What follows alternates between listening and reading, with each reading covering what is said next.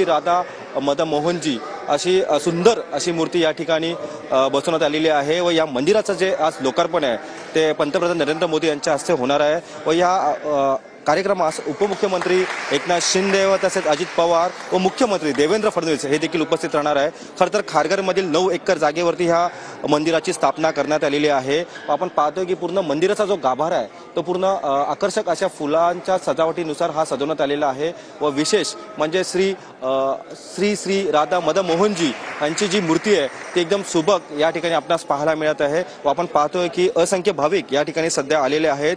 आपल्या रामाचं दर्शन घेण्यासाठी सध्या भाविक मोठ्या संख्येने या खारघरमधील इस्कॉन मंदिरात आलेले आहे। संपूर्ण मंदिर आपण पाहतोय की हे संपूर्ण मंदिर हे संगम रवरीने तयार करण्यात आलेले आहे, पांढऱ्या संगम रवरीने तयार करण्यात आलेले आहे व भाविक मोठ्या संख्येने या ठिकाणी येताना आपल्याला पाहायला मिळत आहे व आपल्या देवाचं दर्शन घेण्यासाठी मोठ्या संख्येने भाविक सध्या या ठिकाणी येत आहे। कॅमेरा पर्सन रोशन गायकवाडसह मी रवी खरात, TV9 मराठी, नवी मुंबई।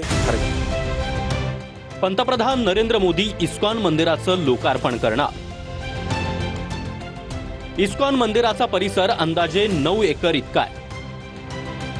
2.5 एकर परिसरात भव्य मंदिर बांधण्यात आलंय। मंदिरामध्ये 3000 भक्तांना एकत्र बसण्याची व्यवस्था आहे। संपूर्ण संगमरवरी, पांढऱ्या शुभ्र आणि तपकिरी दगडात हे बांधकाम करण्यात आलंय। मंदिराच्या सभागृहामध्ये भगवान श्रीकृष्णाच्या लीलांना 3D फोटोंच्या आधारे दाखवण्यात आलाय। दरवाजांवर गदा, शंख, चक्र आणि ध्वज सोनेरी प्रतिमा कोरण्यात आल्या। मंदिराची निर्मिती ग्लोरी ऑफ महाराष्ट्र योजनेअंतर्गत करण्यात आली आहे।